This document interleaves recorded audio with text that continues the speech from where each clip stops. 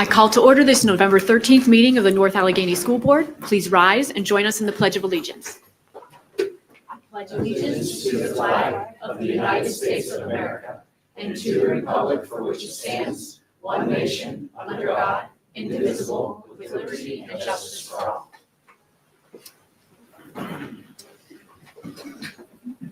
We will start with our calendar review. We met in executive session to discuss a personnel matter on November 11th. We also met in executive session this evening to discuss a safety matter. Tonight we have our work session and we have two presentations, the preliminary budget discussion and the capital funding plan. And now I will turn it over to Dr. Hyland for those reports. Thank you, Mrs. Warner. Tonight, the board is going to be presented with the preliminary budget discussion and the capital funding plan presentation. Mr. Chabola and Mr. Hauser, and I specifically also want to thank their teams. They are the point people for these particular presentations, but we all know that a lot of the work goes behind the scenes, particularly one of those people sitting in the audience. And we just want to thank those folks for the work that helps put this presentation together. So with that, I'll turn it over to Mr. Hauser. Thank you, Dr. Hyland. And yes, I would like to thank Ms. Raygard as well for her help with this, as well as the rest of the finance team. And tonight, what we're going to be going over is really a preliminary discussion of budget. This is an early view of where we think we are. And again, hitting our goals, a balanced budget really encompasses all of our goals, from academic excellence all the way to safety and wellness. But with tonight, before we get into the early look, we did want to hit on the 23-24 results. Just a quick recap. The 24-25 forecast, then hit into the early look and the timing of the 25-26 budget.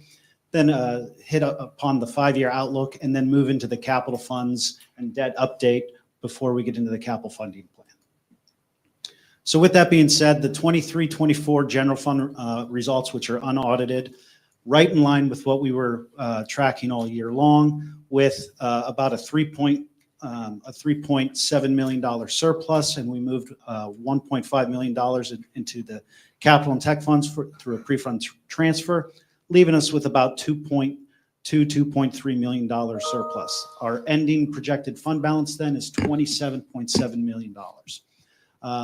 You notice these are unaudited numbers. The audit is expected to wrap up towards the end of November, and the statement's available in December, and then we'll present to the board again, similar to we did last year. Moving on to the 24-25 forecast as of October 31st. One thing to note, in October, we start paying the bills and invoices that come in from September's activity. So that's really just the first month of school. So we can start to get a feel of what's happening in the current year, but there's still a long way left throughout the year. So as we take a look into this, we're still tracking about the $1 million surplus, what we budgeted, but we started to move some of the numbers. As you can see in local revenue, based on budget, we're starting to see some opportunities in interest revenue, as well as on the medical expense side on the expenditures. We are starting to see a little bit of, we were running a little bit behind in September on our third-party transportation costs. That's something that Mr. Mergen and his team have been looking at and caught early and are trying to mitigate those risks, but we still feel that there might be some risk there. And again, that's something that he's working on optimizing and caught early with the September invoices. Something that we like to show every year of where our cash management as of October 31st.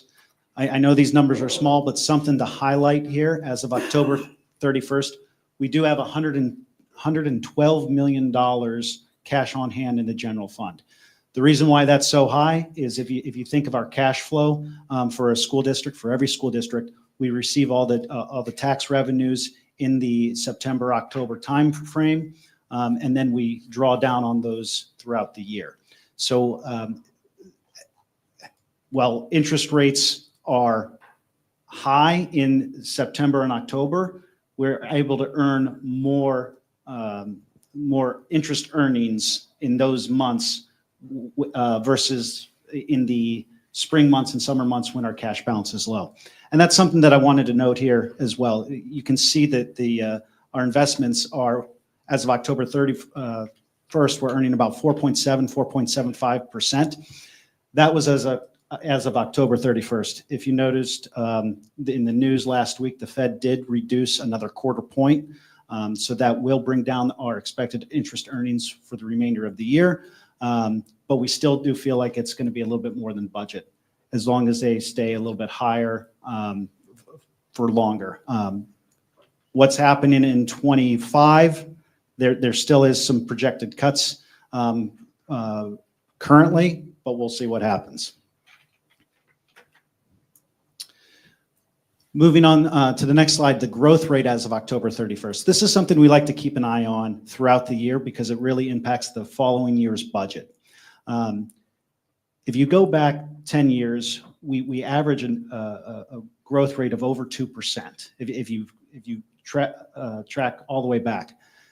During COVID and right after COVID, there was a lawsuit at the county level regarding the common level ratio.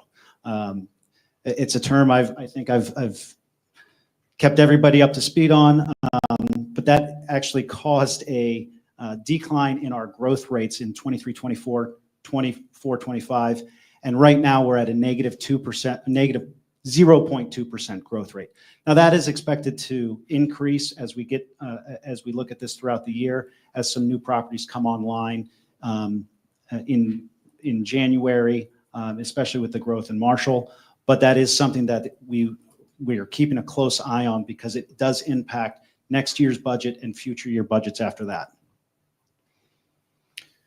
So moving on to the 25-26 budget timeline, right now in September, November, the finance team, as long as EC and administration and all the budget owners are really in a data collection phase. So we're trying to collect and gather all the data that is known of the current expenses that we're expecting for 25-26, as well as put together estimates on what the revenue is going to be. There's still a lot of unknowns, but that's what's happening right now. The next phase would be to pass the Act 1 resolution. If we feel that we don't need to raise the millage above the index, which we'll get into this a little bit, the current index for next year is 4%. And then we'll move into the proposed final budget in March and April timeframe, where we'll gather all this information the best day that we have through March and present it to the board. And then that'll be passed, and then the final budget update in June. So the key budget variables for 25-26, these are very similar to the prior years. The real estate growth. Again, we're initial estimates, we utilize 1% growth, which is up from the prior year actual of 0.06. We'll continue to monitor that growth rate. Again, we do feel there are some properties in Marshall that have not come online. That's going to increase that negative growth rate, but we'll continue to keep a close eye on that. What interest rates are doing, again, what the Fed does with interest rates may impact what next year's expected revenue is on interest earnings. Staffing mix and future staffing needs, that's something we're always taking a look at. What the current ratio and mix is versus what next year's is going to be, if there's new positions needed from a teacher perspective, if there's retirements of teachers that are on the top scale that we're able to replace with teachers on a lower step, that all comes into play once we get past January into February. And PSERS rates. Right now, we're estimating at 34.72. That's driven by the state. That's up from 33.9%. That's what the state currently has. They actually finalized that number in December, so we don't have the new rate yet. I can say the past 3 or 4 years, that number has actually come in lower than what their initial estimate has been. So we'll continue to monitor that. Just for informational purposes, 25-26 millage information.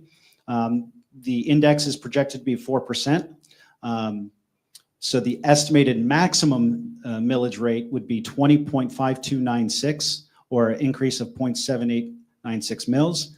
which was an annual impact of $79 for every $100,000 in value.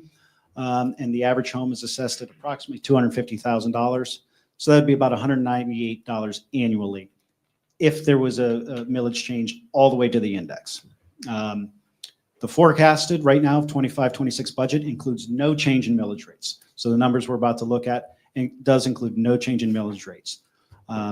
The Act 1 index equates to approximately $5.1 million of additional annual revenue if we were to go to the index. Again, this is just an early view of what we're tracking.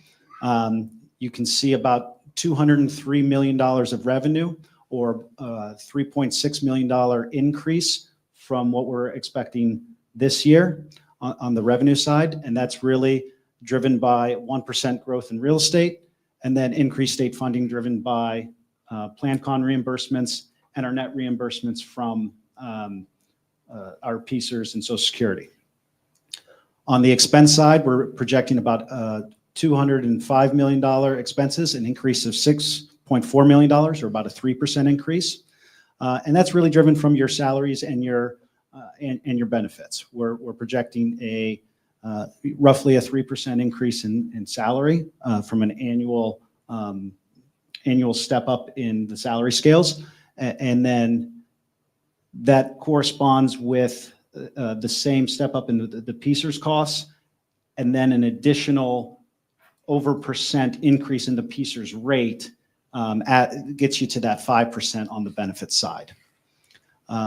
Everything else is pretty much in line with inflation. You'll notice supplies, there's an extra $500,000. That's from an expected textbook purchase on the supply side. Adding that all up is about a $1.6 million deficit, well under the $5.1 million of what the index would be if we were to go to the index.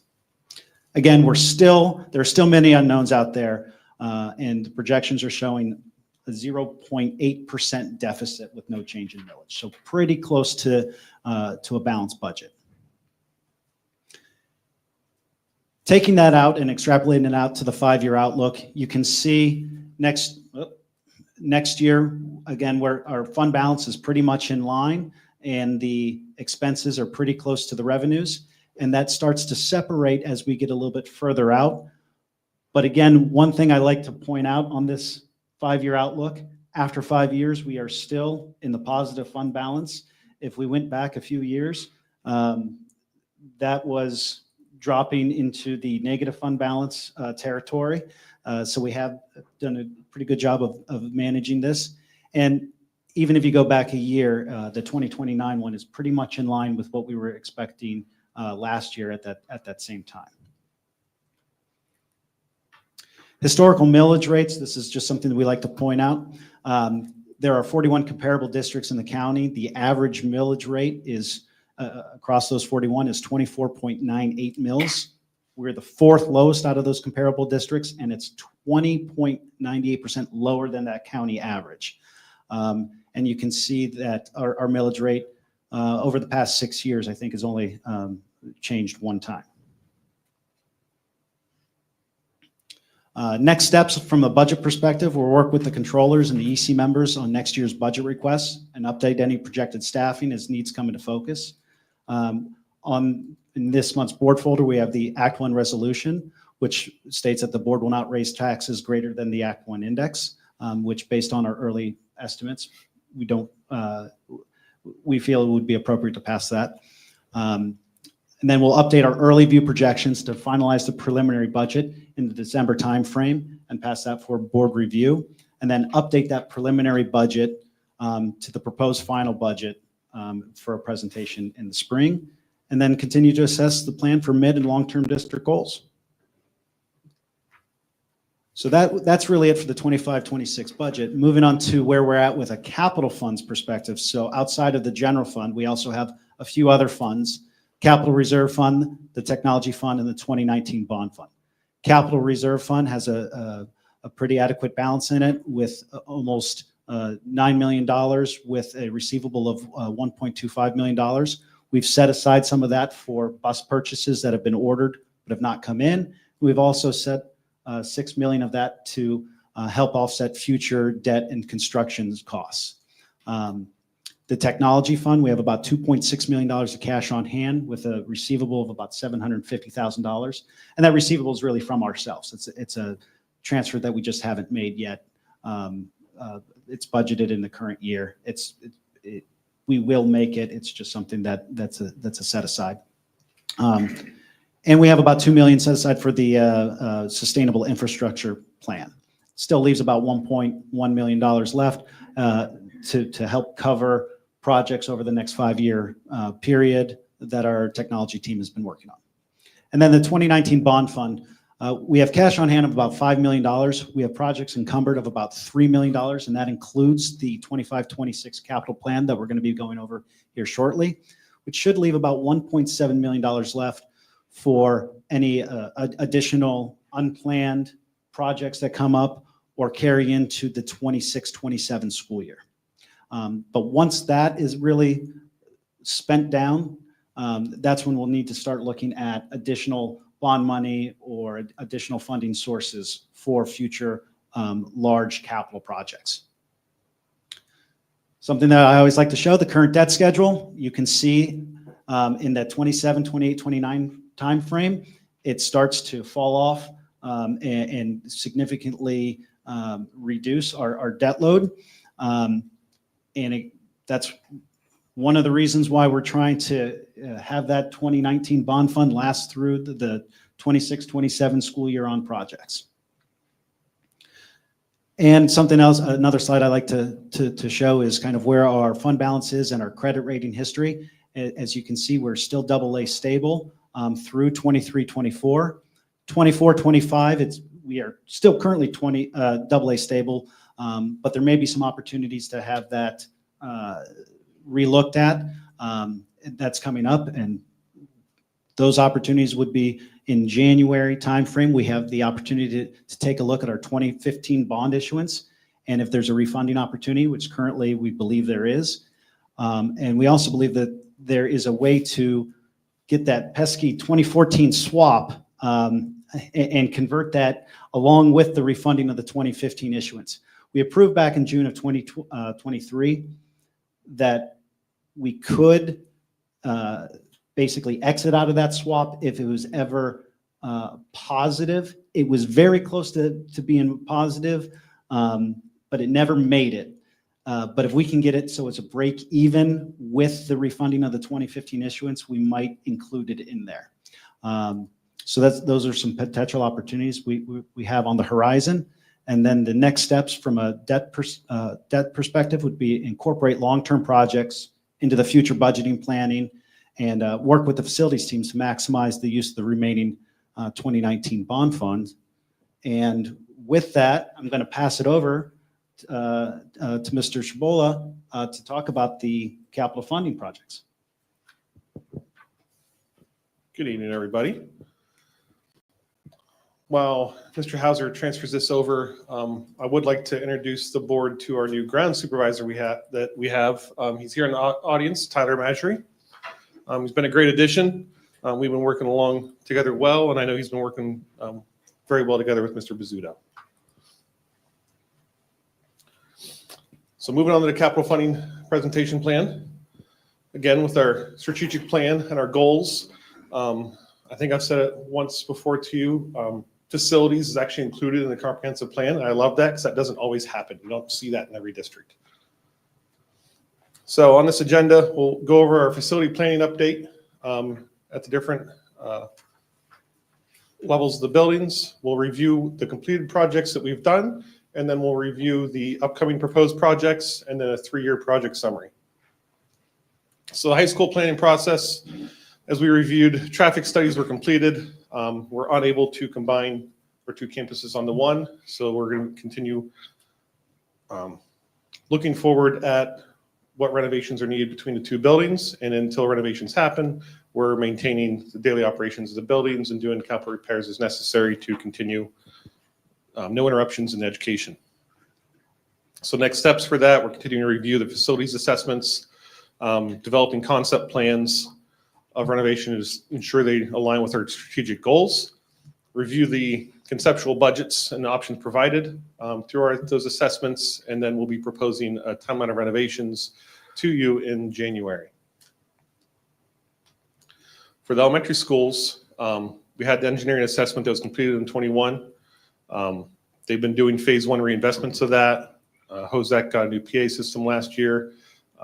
The Peebles, we approved the replacement of some HVAC stuff that'll be happening this summer.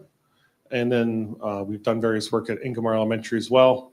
And then there's 23, Mr. Kirk and Dick Fox from Webb Murphy Fox worked on updating the 2017 facilities assessment, and they provided a roadmap of for the renovations that are needed in those 3 buildings.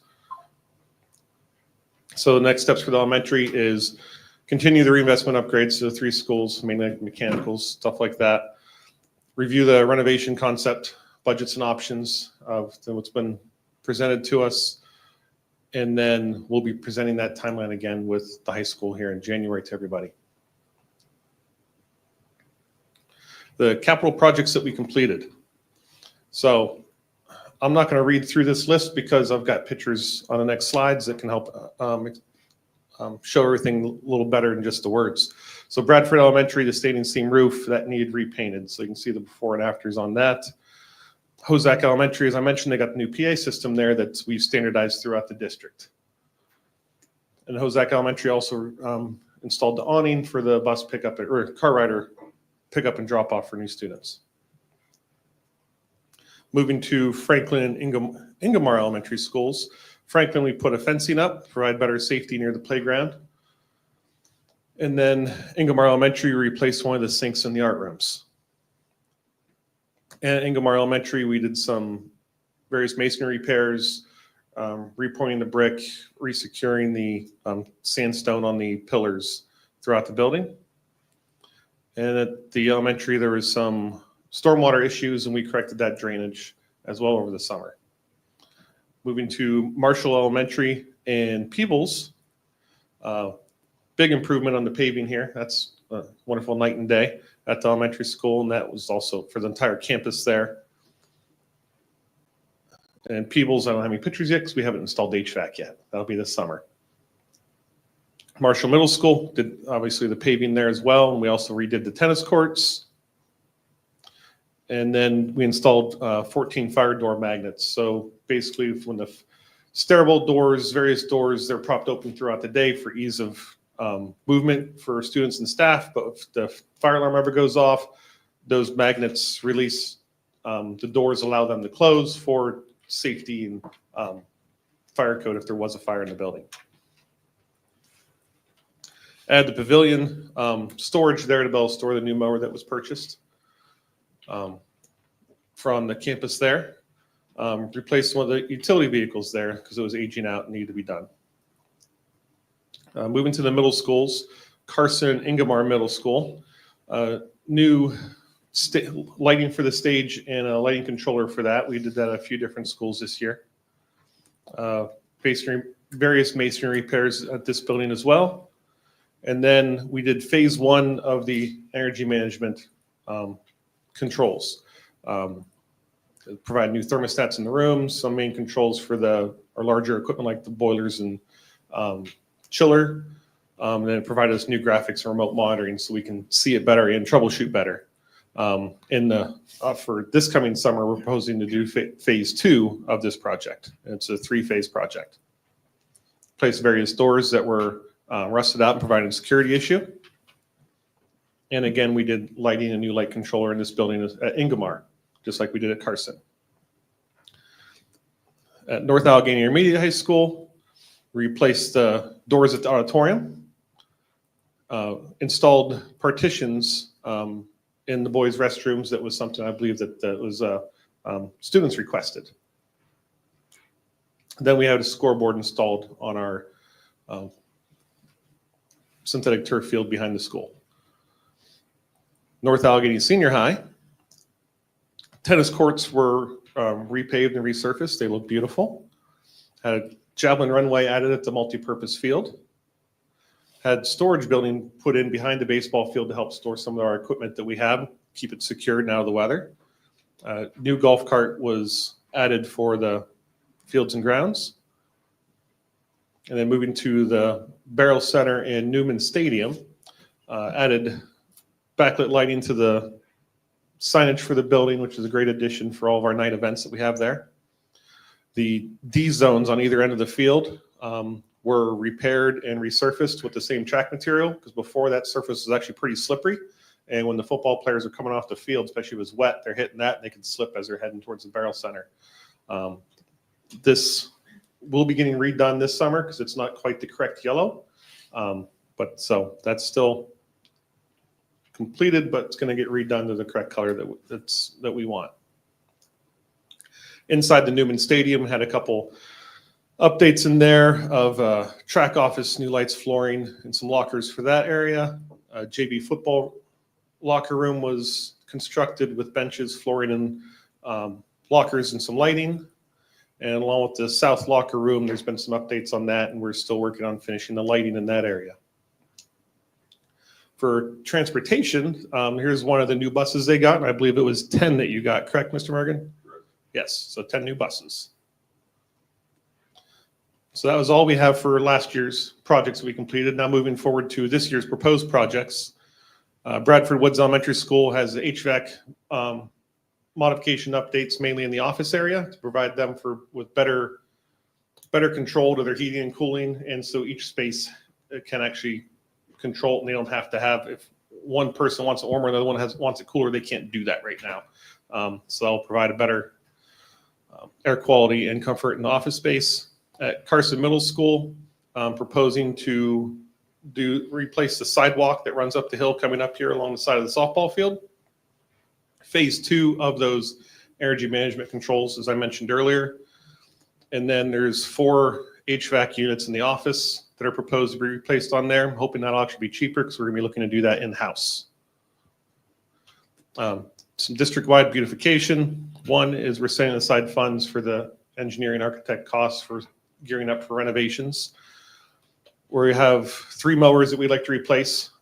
They're rather old, and I think when you convert the hours that's on them, it's like driving a car with 190,000 miles on it. So we'll definitely help improve that, improve our efficiency. And it goes right along with the grounds beautification, starting in 5 buildings, but I think it might be actually 4.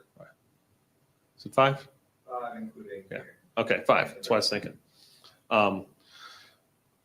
Doing that is also, our fertilization is contracted out. That's going to be bringing it in-house, so we have better control over it, and we ultimately can do a better job. Maintenance and garage, I'm still keeping that on there. That was on there last year. We never did that expansion, and with now having Tyler here, we're talking about either we're doing it there or possibly another location. So I'd like to keep that on there as a proposed project. Marshall Elementary School has a lighting system that needs to be have a software update to it. Peebles Elementary mentioned the replacement of the HVAC there, and then a fencing behind the playground and the bike shed for some better safety when the kids are out playing. Ingomar Middle School, some brick repointing and waterproofing, and replacement of the master boiler controls to help ensure that we don't have issues with the boilers going down during this school year. Marshall Middle School need same as the other building, Franklin, of needing the lighting control software update. The North Allegheny Intermediate School, weight room renovations. It's basically Mr. Pizzuto would like to update some of the weight room equipment. And it won't be affected when we do renovations. This equipment will remain, just probably the rest of it would be replaced or other renovations there. So we know it'll still be there. Senior high school, the track is due to be recoated and striped. That'll help ensure the safety of the students and provide more longevity of that track surface. Phase 2 of the weight rooms, weight room equipment at the high school. Last year, we proposed to do the entire thing. Instead, we broke it into 2 phases. Did phase 1 last year. This year, we're going to do the other half of that and finish that out. The sound system in the gym at Nash needs to be updated. Pool locker room repairs is basically doing some flooring there. Proposing an outside air intake to help with the kitchen refrigeration units. Where they're at, there's not good airflow. We've had issues with keeping them running to ensure that we're keeping our large walk-in coolers and freezers running properly. And then the fire alarm panel, we're looking at proposing to replace that. That's something that was mentioned on the feasibility assessment report and by when we have inspections, people working on it, parts are obsolete, no longer able to be purchased. We're just going to replace the main head end panel with intent of that panel would stay and remain when we renovate, and then all the other additional devices would still communicate to that existing panel. So moving to the project summary, you can see what we have. We did 2 years ago, last year, and this year we have a proposed in facilities, $2,782,000. And then next year, you do see that $5,285,000, and Mr. Hauser just stated how we'll have 1.7 or 1.9 million available. So those are just, those projects have not been assessed for whether it's budget or timing. We've got to arrange those in our long-term plan yet. Does anybody have any questions? So do any board members have questions or comments on either of the two reports that we were just received? Mr. McClure? I didn't see anyone's hand up before mine, so I'll start. And thank you, guys, both of you for comprehensive and fast moving. So thank you. You're welcome. A lot of information here. I did want to make the point that on all of these capital items, I'm sure most of us appreciate, maybe the public needs to know that each of these projects are vetted individually as the year goes on. So it isn't like this is a decision or anything that happens just with this presentation. Each project is bid and appropriately vetted. So anyway, so thank you. And something I learned, and this is separate from this presentation, a little before this meeting, I had an opportunity to sit with Tyler and get a little sense of what this beautification project is. So this is kind of neat. There's some curb appeal improvements, and we've been excited at some of the things we've seen at some of the properties, and it sounds like it's going to be taking it to another step. So it's not a whole big number in this whole capital thing, but that's pretty slick. So looking forward to that. Mr. Hauser, question, and I'm sure you're probably aware that this year, for the first time, at least in my knowledge, Allegheny County moved its tax appeal deadline from March to October 1st. It's already passed a month ago.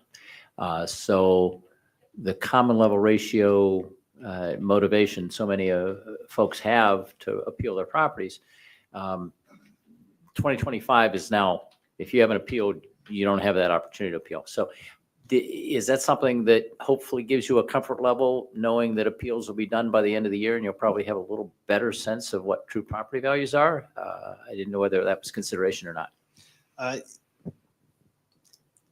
So the change in the timing wasn't a consideration on the 1%. That was more so what we're seeing in Marshall. However, with the decisions that we've been seeing come in, they did extend a little bit longer this year than previous years with the extension of that deadline. So we're starting to see those hopefully wrap up because that impacts the growth for next year, as well as the refunds that we're having to pay out in the current year. So that's one of the reasons why we were thinking, what's the refund picture look like in the current year and how's that impact future years? We are hoping to see that wrap up into the January timeframe and give us a better picture of how 25-26 will look. But we've seen that subside from, I'm going to go back a year, where it was just mass appeals from the commercial property level. Does that answer your question? Yeah, I was just curious whether you had considered that, and hopefully it means we'll have a little more certainty. I know Allegheny County made that change, I think, so that they had more certainty going into the budget because of all the appeals that have been filed. So hopefully it means our growth will be a little bigger than we've seen. We'll see. Thank you. Anyone else? Dr. Gibbs? Hi, thank you. Yeah, that's a really nice presentation. Thank you so much. So I have a couple of questions. If they're too nitpicky or out of order, just tell me and we can forget them and we'll get to them another time. But I remember in a previous presentation from Mr. Kirk, there was talk about buying two mowers, two really fancy big mowers for about $60,000 a piece. And I noticed in your presentation, you said there are mowers that still need to be replaced. It wasn't clear to me if those mowers that had been presented before were purchased or not, or if these are different mowers that need to be replaced. I was just curious about that. Yes, the two Jacobsons have been purchased and they're in full use. And then we have probably 10 to 15 more mowers on top of that. This is to purchase, be a replacement to 3 smaller scale mowers of that on our fleet. Okay, thank you. You're welcome. I also remember from an early presentation, something about a test project to put sensors into our plumbing to help identify leaks or potential leaks.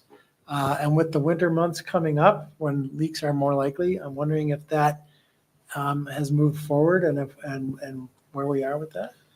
I believe you're talking about the Meshify system that we have. It's a leak detection system, and it also we have a couple different various sensors. So in certain couple buildings, we have them in like the boiler rooms, a couple other key areas, and then we also have temperature sensors in like our walk-in freezers and coolers. They are deployed. I think we have 18 sensors in total right now. And yes, it was a test pilot through our insurance company. Okay, thank you. You're welcome. No one else? Thank you, Dr. Gibbs, for the question on the mowers. I have to say, it feels like we vote on mowers a lot. But I wanted to confirm these are replacements, so we're not going to need additional, these have a place to be stored and covered, and so we don't need additional storage to store these mowers.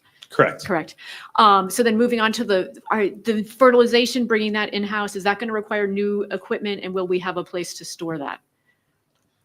There's, I believe, one piece of equipment. Tyler, do you want to talk on it? Yeah, to start, we will have to purchase something, and it is a part of that $100,000. But then going forward, in the long run, it will actually save the district money by bringing this in. Up front, it may cost more money to get started, but we can do more than we currently are getting done. As of right now, we're not doing every school. The plan is to do every school, better weed control and fertilization. Because quite frankly, it's all weeds in those schools anyways. So the plan is to do the fronts of all the buildings, to clean them up and make them more clean. Wonderful. And I'm really glad to hear that the storage component was included in that cost, because we don't want to be buying things and then having them not be kept up It well. will be stored properly. Okay. Yeah, I think it was actually one of the first questions I asked as well. Okay. Good. I guess I'm on the right track then, I hope. Yes, very good. And then, okay. So I trust my ability to Google information about track resurfacing as much as like I go to Dr. Google to diagnose any medical condition. But I did look in, like, the track resurfacing is expensive. And so I looked that up, and it says like tracks usually resurface 8 to 15 years. And so this is 8 years. It's on the lower end. And I have to imagine that at North Allegheny, we're probably going to be on the lower end because our track probably gets more use than most other districts. But you guys are confident that the timing is right on this, that even though it sounds, I mean, and you can tell me the internet is completely wrong. I would believe you. Yes, because of the extreme high use of our athletic facilities, Mhm. like even for the turf field, sometimes you can get 10 to 12 years out of that. We're not going to get that life because of how heavily used it is. And the track is the same way.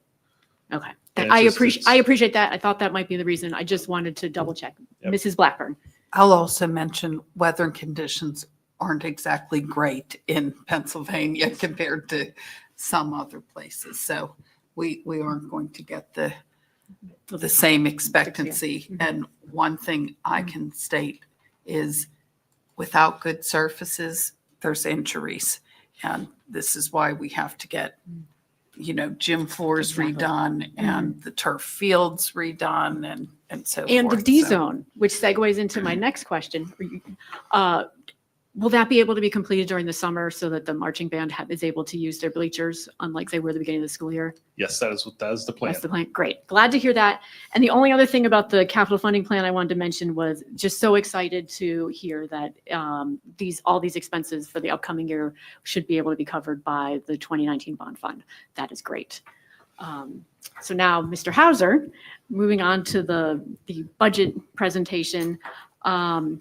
First, I just want to thank you, Ms. Raygard, and your entire team for last year's budget that coming in. I know I worry that people look at these numbers and see millions of dollars, but you were only off your budget by 1.2%, and that's just I just think that's an incredible accomplishment. So well done to both of you and your team.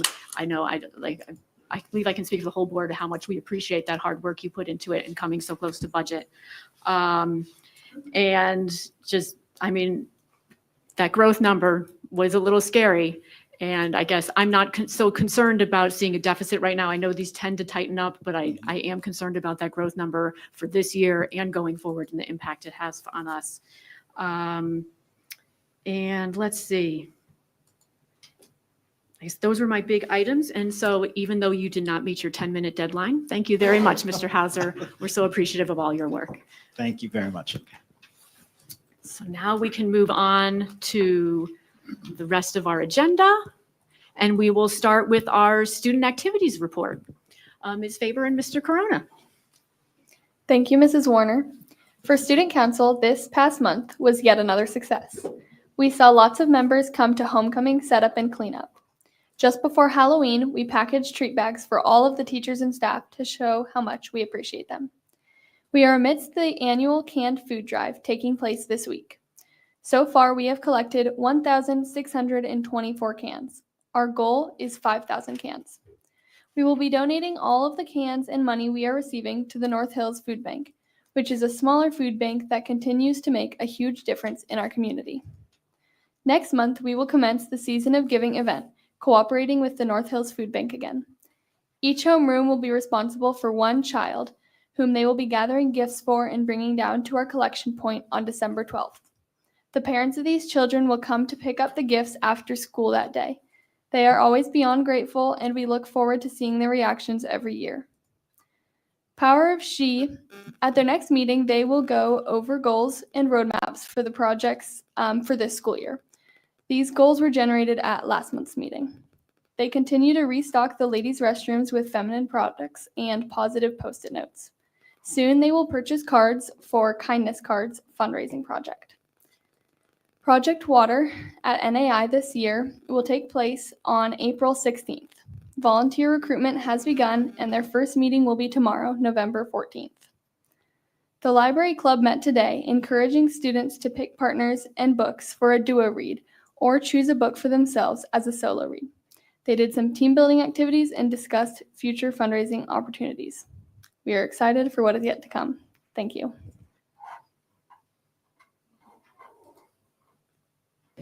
Thank you, Mrs. Warner. The Nash Interact Club raised awareness about the global effort to eradicate polio by creating a hallway display that shared facts about polio.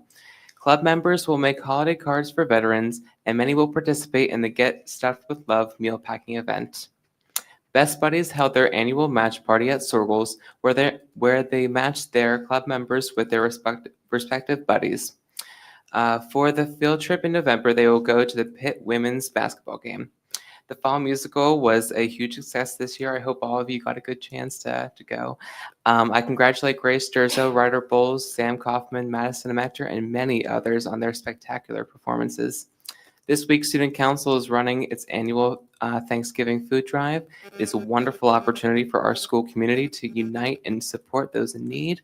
All donations, like NEI, will go to the North Hills Community Outreach Center.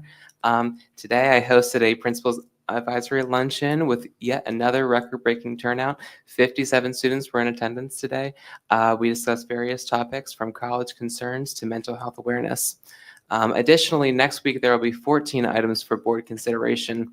Permission for the Science Club to travel to State College, PA for a competition.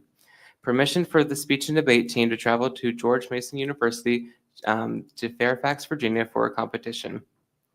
Permission for the indoor percussion students to travel to Highland Heights, Kentucky for regional championships. Permission for the indoor percussion students to travel to Dayton, Ohio for national championships. Permission for DECA students to travel to Hershey, PA for a competition. Waiver of board policy 241 for the DECA trip. Permission for the PMEA all-state choir students to travel to Pocono Manor, PA. Waiver of board policy 241 for the PMEA choir trip. Permission for the PMEA all-state band students to travel to Pocono Manor, PA. Waiver of board policy 241 for the PMEA band trip. Permission for the PMEA all-state orchestra students to travel to Pocono Manor, PA.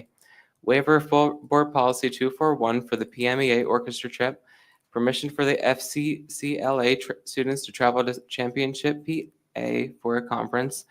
And finally, waiver of board policy 241 for the FCCLA trip. Thank you.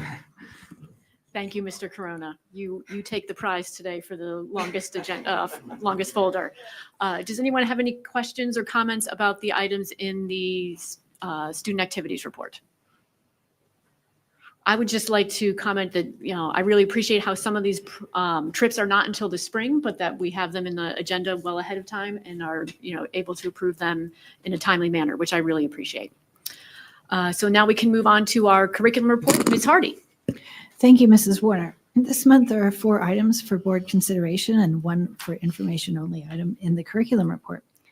The permission for the 8th grade goal students to travel with the Chesapeake Bay Foundation, Camp Conaquee honorariums for Franklin Elementary staff, a memorandum of agreement with Gwenmead Mercy University, and to approve the adoption of the use of the STAMP 4S assessment for the World Language Department. The information-only item has the details of 2 student-teacher requests. Thank you, Ms. Hardy.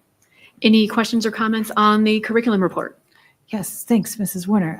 I wanted to thank the 17 teachers and staff who joined the Franklin Elementary 5th graders at Camp Conaquee for adventure and learning. We're very grateful to all of them for joining their students on this, and without them, the special experience wouldn't be available for our students. I also wanted to express my support for the adoption of the STAMPS assessment. It's an optional assessment for students wishing to be recognized as proficient in 2 or more languages, and it comes at no cost to the district. I have no further comment. Thank you, Mrs. Warner. Thank you. Anyone else? All right, seeing none, we can move on to the finance report. Mr. Weniger. Thank you, Mrs. Warner. This month, we will have 4 items for board action and 2 information only, or excuse me, 5 items for board action. I can't read tonight, and 2 information only items.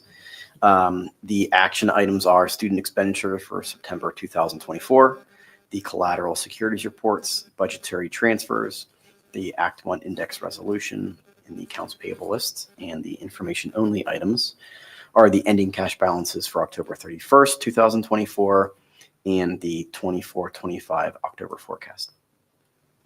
Any comments, Mr. Weniger? Yes, thank you.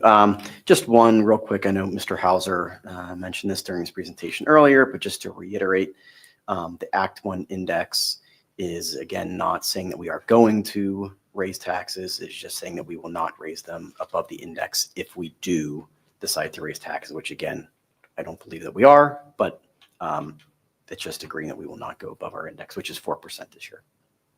Thank you. Any other questions or comments on this report? Okay.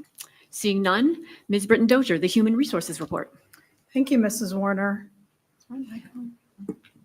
Okay. At our voting meeting this month, we will have at least 9 voting items in the HR folder. These items include resignations and retirement, appointments, adoption of contract and appointment of school police officer, wage status changes, leaves of absence, recognition for additional education, honoraria and club activities, supplemental contracts, and approval of compensation and benefits plan. Any comments, Ms. Britton Dozier? Yes, please. Thank you. As I note every month related to item number 1, resignations and retirements, thank you to the current employees and those who are leaving our district for their work and efforts on behalf of our students and community. Concerning item number 3, we will be completing our efforts of building the NA Police Department pending the favorable appointment of Daniel Upsatnik into the position of a school police officer. And thank you to Chief Harpster and his team for his efforts in this area. Related to items number 7 and 8, thank you to the teachers and students who are consistently willing to commit their time and efforts, some without additional compensation, to provide our students with club activities and extracurricular activities. And finally, concerning item 9, thank you to Ms. Tracy and her team, as well as the garage and mechanic employees who work together to finalize the compensation and benefits plan.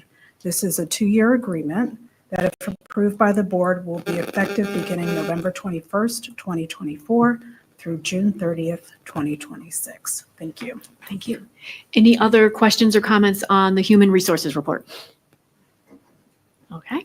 Seeing none, we can move on to the property and supplies report. Mr. McClure. Thank you, Mrs. Warner. We have 4 items for consideration next week. The first being a 100% fee waiver request for the Good News Club. The second, a customer service agreement with UniFirst. That's for floor walk-off mats at the entrances of many of the schools. The third being a monetary donation of $10,000 from the Woffington family. And the fourth being a joint purchasing agreement, which renews the AIU purchasing agreement for another year. Any comments, Mr. McClure? Yes, particularly want to say a special thanks to the Woffington family. This is a donation of $10,000 to fund and enhance the theatrical programs. It's to cover a theater hall of fame with a marquee, et cetera, and other theater incidentals. So what an awesome donation. So thanks to them. Thank you. Anyone else with questions or comments on this report? Okay, seeing none, we move on to the school board report. Mrs. Blackburn. Thank you, Mrs. Warner. We have 15 grants from the North Allegheny Foundation that we will be awarding, and I'll highlight a couple of them. These 15 grants total to $60,259.65. So that is just great work by the foundation. They're really doing very, very well, and it's to the benefit of North Allegheny. So $22,390 will go to the ITIs. It's a grant for STEAM. We have $7,000 going to Marshall Middle School for sensory materials, and $15,400 to Nash for a grant that is going to help with our business classes. So there are a lot of other grants, but those are a few of the highlights, and we're very thankful to the foundation. Thank you. Thank you, Mrs. Blackburn. Any questions or comments on this folder? Seeing none, we can move on to Dr. Simkowiak and the technology services report. The student services report. Oh, my apologies, Dr. Gibbs. Dr. Gibbs, will you please present the student services report? I surely will. Thank Thank you. There are 5 items for consideration by the board and 2 information-only items. The items for consideration for voting at our next meeting will be the UPMC School Partnered Collaborative Care Study, University School College Preparatory Enrollment Contracts, the Intermediate Union 1 PATTAN Agreement, which is to provide a master's level SLP extern for the 24-25 school year, an agreement with Devereaux TCV Day Academy, and an agreement for language services with Global Wordsmiths. The information only items are for teaching assignments for 2 students from Slippery Rock University, one that will be placed at Hozak Elementary and the other placed at Nash. And then the other information only item is for a Master of Education student, school counseling to be placed at McKnight Elementary. Thank you. Any comments, Mr. Gibbs? Dr. Gibbs? Yeah, I wanted to make just a couple comments about the first item, which is the UPMC School Partnered Collaborative Care Study. So I just wanted to point out that this is a research study. It's an NIH-funded study in which the school will participate with UPMC to evaluate a diabetes support program called School Partnered Collaborative Care, abbreviated SPACE, for pediatric type 1 diabetes. So the idea is through several virtual visits between the practitioner at UPMC, the school nurse, the student, and the parent, that they can work together to set goals to help improve diabetes care for these young students within the school. So that's the purpose of the study. So I just thought it was worth giving a little bit more information about that. Thank you, Dr. Gibbs. It sounds like an excellent opportunity in spite of the, in my opinion, a little too creative acronym. Sure. Any other questions or comments on this folder? Okay, seeing none, now we can move on to Dr. Simkoviak and the Technology Services Report. Thank you, Mrs. Warner. There are 2 items for board consideration in the Technology Services Report.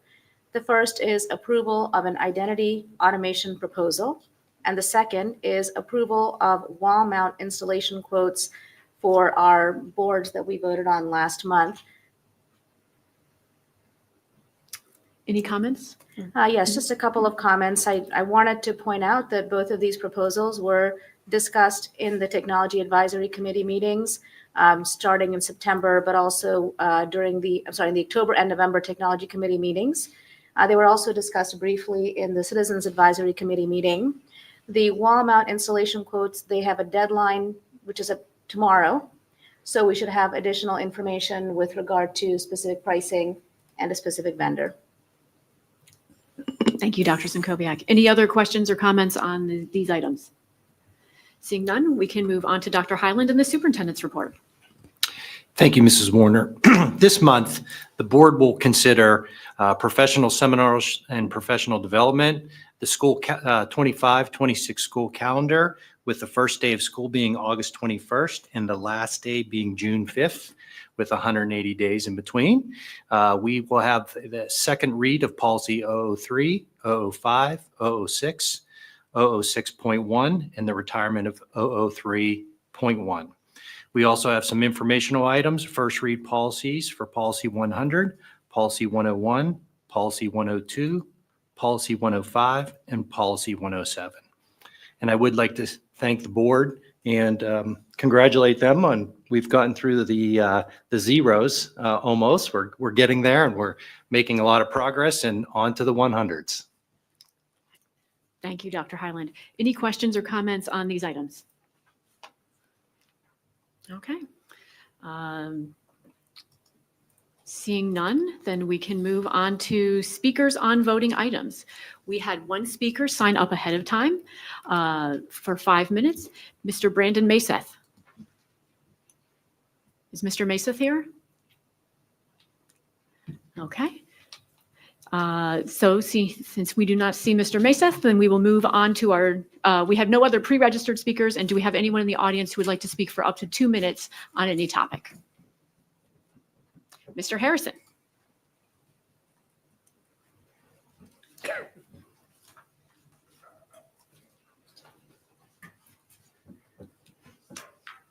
Good evening. John Harrison, 1473 Hedwig Drive, McCandless. In looking through this, one question came to mind, section F, human resource. We're approving something, section 9, approval and compensation of the benefits plan. But in just seeing a presentation from finance, it's one of the biggest things on the ticket item on our budget, but we don't talk about it in here. So for next week, could we have the numbers of what kind of money we're talking about spending for that? It seems like it should have been part of the report already, or the agenda for tonight.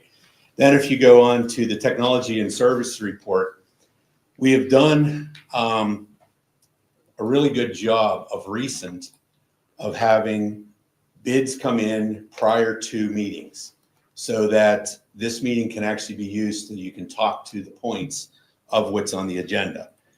But it's kind of disappointing to see that section 2, we're getting all this new technology, which is great, but there's a bunch of goose eggs in here or a bunch of blank lines.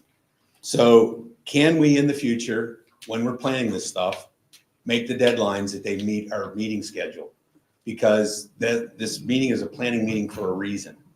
And not having that stuff in here means you can't plan, means you can't talk, means the public can't have an input on it because it 30 won't be there. seconds.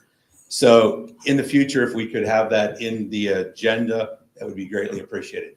Also, the NA Marching Band will be on the road this weekend, and we will be in Norwin. If you're able to come out and cheer on the team, for the football team in the playoff game, it'd be greatly appreciated. Thank you. Is there anyone else who would like to speak for up to 2 minutes? Okay. Seeing none, we will move on to our closing items. Does anyone have any announcements or reminders? Mrs. Blackburn. Well, we'll just say congratulations to girls volleyball, and the game that Mr. Harrison mentioned, I want to mention that it's on a Saturday.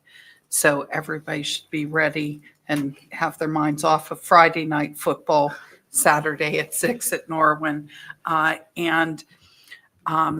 The musical was phenomenal, really, really phenomenal.